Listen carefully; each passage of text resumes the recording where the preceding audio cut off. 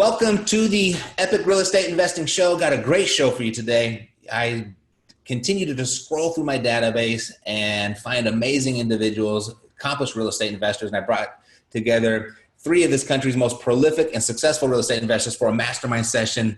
And so welcome back to another episode of Mastermind Monday. So let's get started by introducing everybody. Go ahead and Mike and Bill, introduce yourself. What market are you in? And then tell me a little bit about your current real estate business.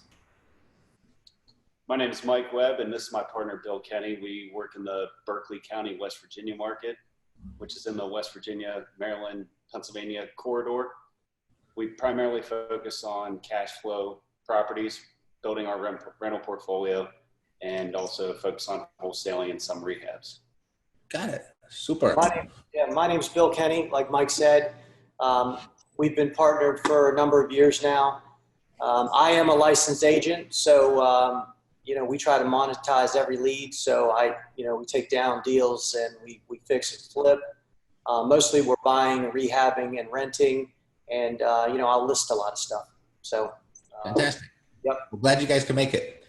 Paul, what market are you in, Paul? And tell me a little bit about your current real estate business.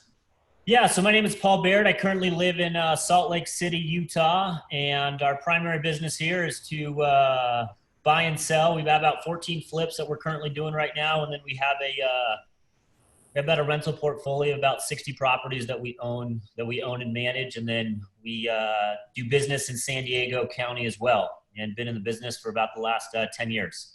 Got it. So you're working some San Diego County from Salt Lake. Correct. So I'm originally from San Diego and moved to Salt Lake City about 15 years ago, and still have family that's in San Diego, and it's just a good way to get to the beach there. Super. You can write it off too. Exactly. Super. So Mike, Bill, what's your best source of off-market deals at the moment? Well, we're primarily getting most of our leads from direct mail. Mm-hmm. We do get, I'd say that's the largest part of it. We've been doing it for a while now, so we're getting some stuff from referrals, from, just Facebook posts, kind of stuff like that. And that,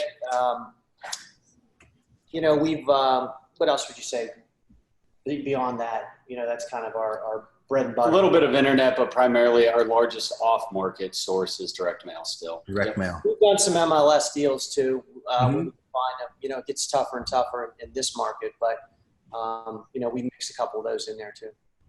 How does your direct mail look different today than it did, say, 12 months ago, or does it? Our response rate is probably in half. So for the most part, about a 1% response rate. Mm-hmm. The actual mail piece is, same mail piece probably 75% of the investors in this country use. Mm-hmm.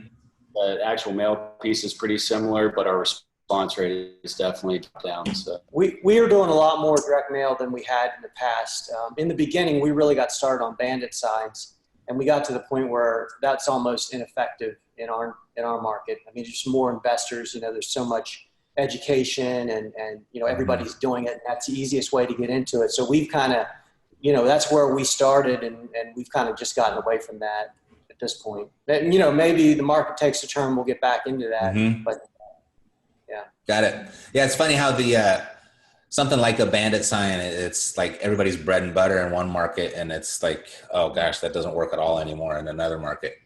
As far as your direct mail list, is that the same, or has that changed, or? We just try and cycle it up. So it's Mm-hmm. pretty much the same. We're trying to kind of stack some of those pain points or motivation factors a little bit better so that we're not just blanketing such a large high equity absentee owner list and stack it with some motivation in there. So we're trying to get a little more nimble, a little more specific with those mail lists instead of just dumping more volume on it. Got it. Yeah, it seems to be very much the trend right now. Paul, what's your best source of off-market deals? So here in Salt Lake City, it's been online. About, I would say 80% of the deals we close are on Google, pay-per-click, Mm-hmm. organic searches. And then, we do some auctions, have some relationships. We do pre-foreclosures. As they say, everything works some of the time, or what's the saying? everything works some of the time. Nothing works all the time. Sure. And so, but I would say our bread and butter there is has been online, and then just kind of a few other ways. But I would say in San Diego, 100%. Well, I shouldn't say that. It's online, and then we've got some relationships with some agents down there that we get off market deals as well. Got it. Fantastic.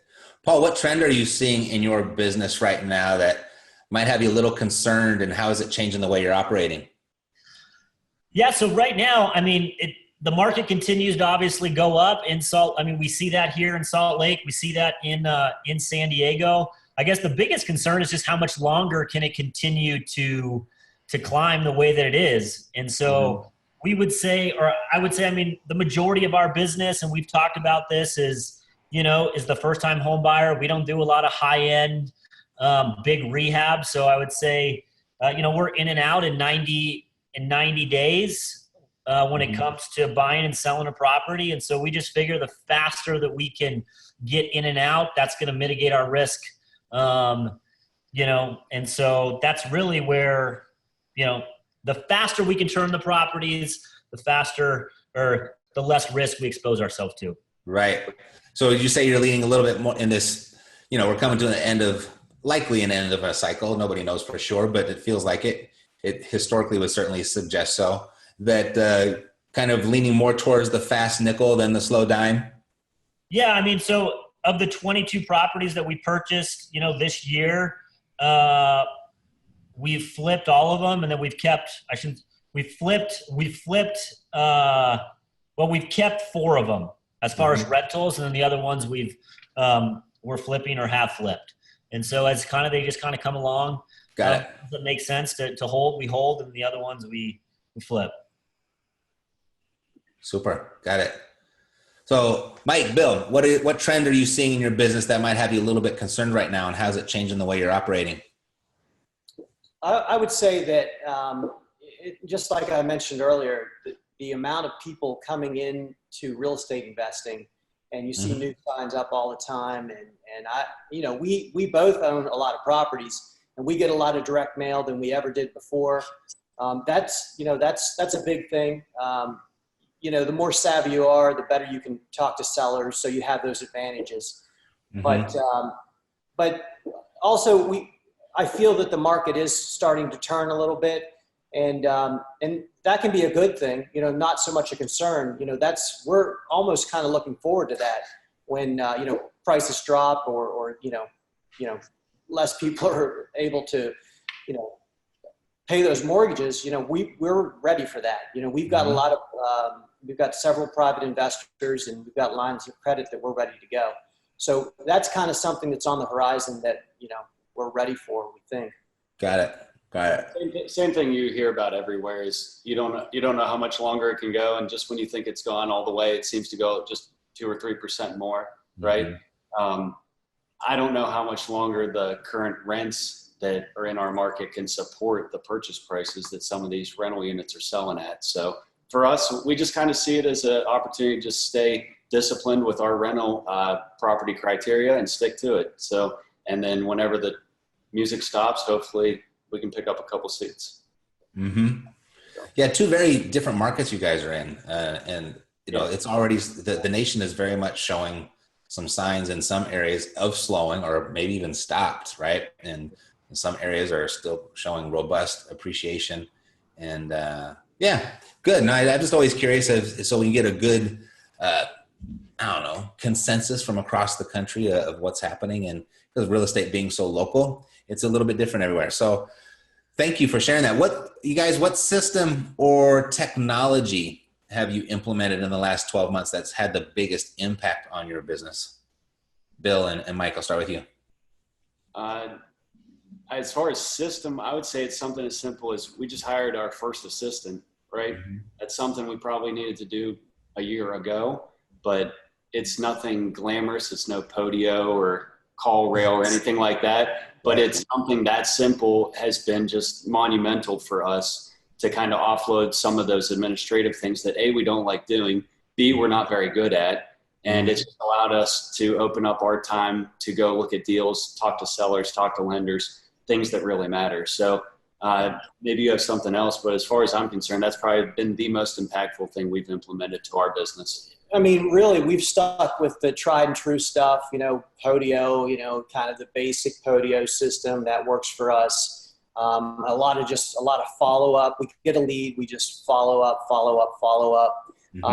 And I did hire an assistant who was kind of / my realtor assistant / our investor needs, and she was really good with our social media presence.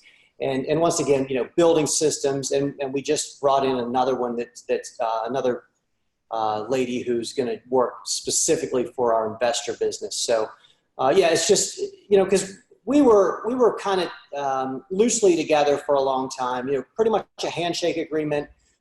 Very honest with each other. It's worked out really well. We've been doing it for 4 years. But in the last 6 months, we've really kind of gotten together, and we put an LLC together, put a business plan together. And we really started to go after it. Our goal is to hit 25 units. Sorry to get a little bit off topic here, but we've kind of changed directions, and that's where these new systems and things have developed from. Super. Yeah, I mean, certainly hiring help and taking some of that mundane stuff off your plate is going to allow you to spend more of your time towards those 25 units. So that's good. No, it's not off topic at all. So thanks. Paul, what system or technology have you implemented in the last 12 months that's had the biggest impact on your business? Yeah, I'm going to go ahead and echo what Mike and Bill said. About 14 months ago, we hired a property manager to take over the 100% of the property management part of our business, which has freed our time up a lot and given us the opportunity to go find more deals. Super. Yeah, help is helpful, right? Paul, what's the biggest mistake you've made this year, and what did you learn from it? Oh man, where do I start? I've always, it's interesting. I would say here in Salt Lake City, one of the biggest things is we really don't wholesale at all. We do everything, kind of keep it in-house. And I've known, based on the experience that we have, most deals that we close, they happen within a 10-day period from the time that we see the property, the time that we close on the property. That's how fast we tend to buy these from sellers. I think one of the biggest mistakes that I've made is that when I get a phone call, that I am on that person's doorstep as fast as possible. And I can remember within the last 2 or 3 months, for whatever reason, I waited like 3 or 4 hours until I could actually be out at that property. And the next thing I knew, I showed up to the house and somebody else was already in the door. And so for us, I mean, we hear it in sales or whatever it is, you got to strike while the iron's hot. And when they're motivated sellers for a reason, and we have a solution for motivated sellers. And so we just got to be there when they call. And so we really try and take it upon ourselves to be there as soon as possible when we receive a phone call or a lead or whatever it is. Yeah, particularly, I guess that's especially, I mean, it's always the case. I mean, speed is definitely a competitive advantage for any investor. But I can imagine when most of your deals are coming from PPC, that's even more so because they're looking for you and they need help right now. No, absolutely. And there's obviously competition when it comes to pay-per-click, and know that you've spent money, when they picked up the phone to reach you. So you want to be able to kind of maximize that as much as possible. To flip it on you, Paul, what's the biggest win this year and what did you learn from it? So I think the biggest win is just us kind of scaling our flip business in terms of hiring a project manager that instead of, when we first started this business, we were probably visiting a flip 3, 4, 5 times a week, right? Because you want to see what progress has been made. But, in the last year, we've hired a project manager and we visit properties once a week. We get an update, we go visit the properties, but that's pretty much, and we make whatever decisions need to be made. But other than that, we've empowered somebody else to kind of make those decisions based on the systems that we have in place in terms of the finished product. And that's been a huge win for us. Awesome. Congratulations on that. Always feels good. Bill, Mike, biggest win you've made this year, and what was the biggest lesson from it? Biggest win this year has easily been the market or the meetup group that we've started in our county. We've kind of structured that, kind of like a RIA, not so much a meetup, and we've had pretty solid attendance. We've been reaching out to some of our, our past contacts, and some people in our referral network have come and spoke and provided a lot of value. Our goal there is to provide a lot of value at no cost. Let's just make friendships. Let's lean on each other when we need each other. And a lot of stuff has come to us from that. And that's been a huge win. It's been really rewarding for both of us. And so your meetup group is a group of other investors, right? Yeah, we just call it the Berkeley County Real Estate Investors Meetup. And we meet the last Thursday of every month in our main city there, which is Martinsburg in Berkeley County. And I guess we've been doing that for since about January. About 6 months or. We've just kept it kind of basic. We're not big on the production of it, right? It just kind of started by a bunch of guys wanting to talk about real estate. So we got people with never done a deal to people that have over 100 units and everything in between. So it's worked out great for us. In fact, after our last meeting last month, we picked up a deal right afterwards, like from the meetup. So it was great. So that's probably our biggest win so far this year. Got it. Yeah, it's interesting that what you guys said, and I don't know if you guys have recognized it, is that one of your biggest concerns is a lot of the competition that's coming in, but then you hold a meetup group with a bunch of your competition. Have you found it more beneficial or more, counterproductive? Definitely more beneficial. Absolutely, right? I agree 100%. I think I've gotten more benefit from networking with other real estate investors than I've ever lost from the competition. Yeah, huge. Yeah. It's just crazy. It just goes back to like the power of like a, handshake and maybe grabbing a beer, talking about stuff, right?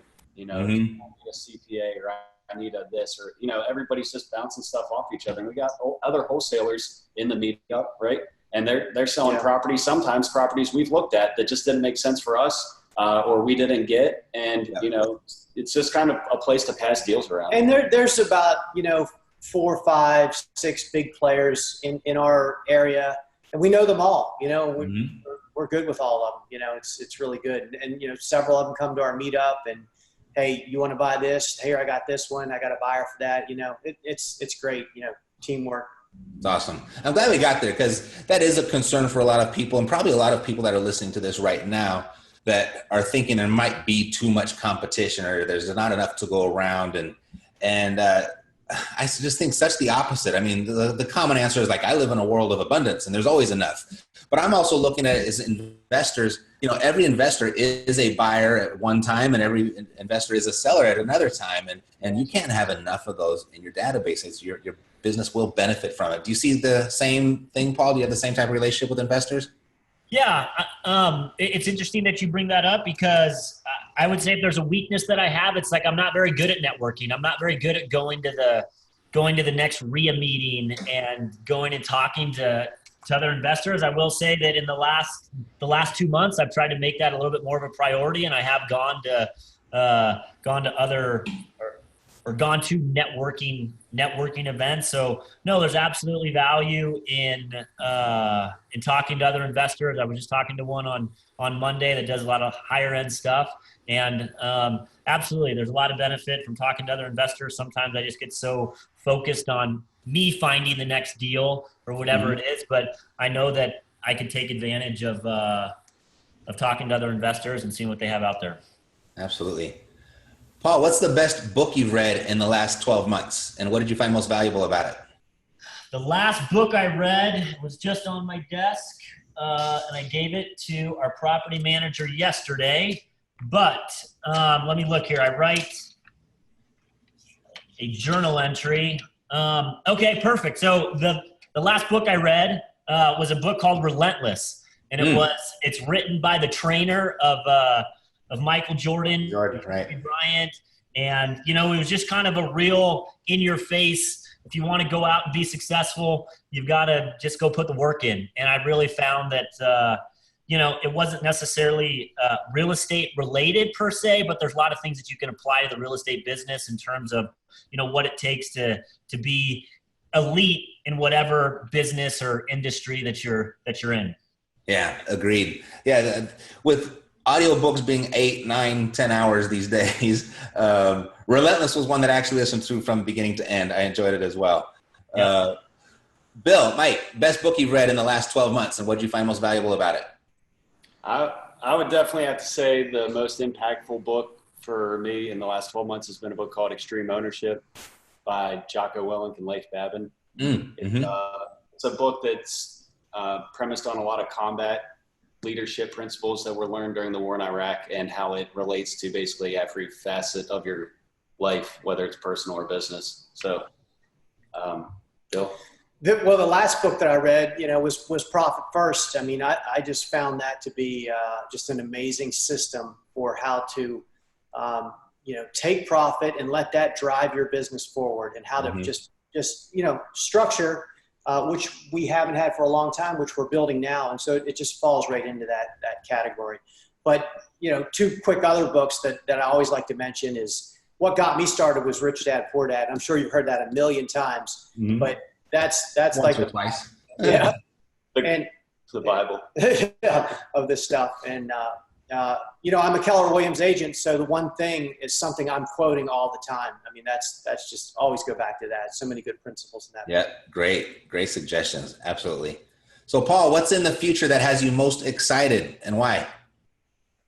Yeah, we're just excited to continue to be able to grow. I think that we really got into this business when we started, and that the reason why we got in the business was to be able to flip properties, to be able to have the cash available to go put them in rental properties and kind of live a residual lifestyle, right? And so, for me, I love the idea of finding the next deal, going out, talking to a seller, but ultimately the bigger goal is just to be able to continue to build the rental portfolio and, build the cash flow. Right. That's great. Yeah. It's a good formula. Flip for cash, hold for cash flow, and the one feeds the other. And boy, you can get out of this rat race really quickly with that formula. Bill, Mike, what's in the future that has you most excited, and why? Well, we've actually, when we joined forces and went to this hardcore here in the last 6 to 8 months, we actually did it with really no money. We funded it through our flips and through our wholesales. That's how we funded it. And we've turned that back into our buy and hold. We just refinanced these properties. So what's really exciting is that, we pull from each other's strengths. We're building a strong team here. We're building systems, and, we're on pace to really double our rental holdings, I would say in the next year. So it's been a great partnership. Yeah, that's what gets me excited is knowing that, like, if you just go out there and stay consistent, right, the market might change a little bit, but as long as you just stay to your criteria, it's never really a bad market, right? You might slow down, you might sell more right now versus buy more, but whenever the time comes, we're just going to pick it up and maybe double, triple our portfolio. And he said, live for that cash flow. Right. It's awesome. Yeah. Consistency. It's everything. If there was one way to beat the competition, it would be consistency, I think. Everybody could do it. Not everybody will. And that's where the opportunity lies, I think. So great. Mike, Bill, if anyone wanted to get in touch with you, what would be the best way for them to do that? Go to our website, mdwvhomebuyer.com, Maryland, West Virginia homebuyer. Or we're both on Facebook. You can reach out to us on Facebook, Instagram, whatever. Just send us a friend request or shoot us an email through our website. It's MDWV? Yep, the abbreviation for Maryland and West Virginia, MDWV homebuyer. Homebuyer.com. Perfect. Paul, someone wanted to get in touch with you. What would be the best way for them to do that? Yeah, we buy saltlakeCityHouses.com. We're on Facebook and Instagram as well. Super. Everybody, thanks for participating on this episode of Mastermind Monday. Let's do it again soon. Sound good? Sounds good. Thanks, Matt. Thanks for having us. Appreciate You bet. So if you'd like to do deals and you'd like to build wealth, stay tuned here. 7 days a week. We hold nothing back. And if you'd like to go fast, go to reiace.com. Until next week, God bless to your success. I'm Matt Theriault, living the dream.